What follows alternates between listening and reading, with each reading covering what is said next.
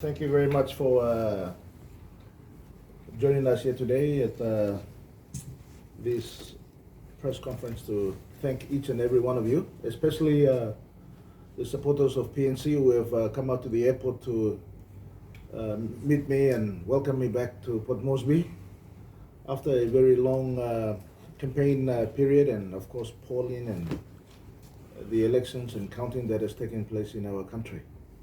So I thank the media and of course all our supporters right across the country for showing their strong support and they continue to pray for a peaceful election that is continuing in the country. We hope that we don't continue to lose lives and a lot of election-related violence that is taking place right across the country. This is absolutely unnecessary, and I appeal to our people and of course our leaders that the elections will come and go, but our communities and our people will continue to live in these villages and towns and districts right across the country. So we just need to understand that election is not the end of the world. It is just a choice of leadership that we are making at this time. So let us try and finish these elections in an orderly manner, and that is my appeal to everyone. We're very sorry that this is happening. This is by far the worst elections that we have held in the country since independence in 1975, or since our first elections in 1972. So I'm very surprised to see that the level of violence is increasing, despite that fact that we have had many elections in the past.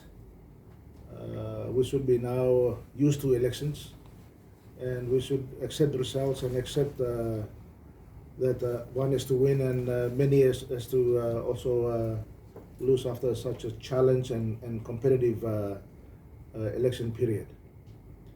But unfortunately we are continuing to lose lives, and innocent lives especially, women and children who have been caught in this madness that is taking place. Especially PNC, we are very sorry that this is happening, and we appeal to our supporters and of course all the citizens of this country that let's finish these elections in an orderly manner and let's conclude it. If there are any issues, let's take stock of it through the right processes that we are used to, especially through the courts and Court of Disputed Returns. But I want to say that the way the elections are taking place is quite shameful, and the Prime Minister and the government need to take ownership of these issues. Having elections in Ella first before the rest of the country, where the conduct of the elections in Ella has been chaotic. Chaotic is is the right word to use, because election fraud in that province has set the example and the pace of which other provinces and other electorates are now starting to adapt. Hijacking of ballot boxes, rigging of elections, and elections taking place in not the gazetted polling sites, people not allowed to vote, and of course counting officials and election officials are highly compromised.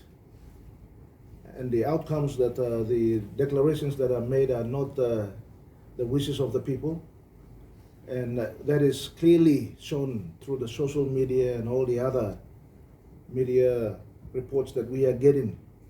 It's clearly indicating that that kind of leadership and that kind of election process is not right for the country.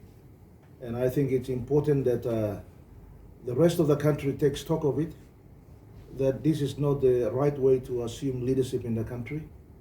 We need to put our people's interest first, our country's interest first.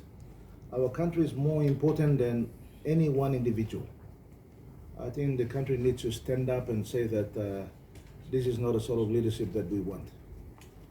I think the elections results will speak for itself. Today, as we speak, while the elections are still going on, we have leaders running around in the country using the planes and the vehicles as frequently as possible, going from city to city, town to town, electorate to electorate. From what we understand, bag full of money is running around compromising our officials in the counting processes that are taking place. Again, they should stop. Allow the officials to do their job independently, and let's get the leaders that our people want. And we know where this kind of leadership will lead to. This is a path that our country does not deserve to go down. It is shameful. It is not a leadership that we all are trying to provide for the nation. And I think it's important that the electoral commissioner and the police commissioner need to step up. I've stated this before the elections, that they are not answerable to James Marape. They are answerable to the people of this country. Papua New Guinean taxpayer, Papua New Guinean people pay your salary. It is about time you step up and be independent in the discharge of your duties. Allow the election process to continue. The intimidation and the compromises that have been done by our officials in counting places is unnecessary. It's not wanted. Let the votes that are now being casted speak for itself, and let us stop this spiral of violence that is now taking place in as far as places like Makam, very peaceful place, places like Kabum, very peaceful places. This is happening, and I think this is a trend that we don't need in this country. So I hope that our people realize this, that our democracy is under threat. Your vote is under threat. Our country is under threat, and that we need to stand up together against this. There is hope, and that is that we must finish the counting properly. There is hope that the leaders who are now being elected put our people's interest first. They are there not because of their own efforts. It is because of the votes that our people cast in the ballot boxes. That's why they are elected as leaders. They must put their interest, and their interest is that they want a stable country.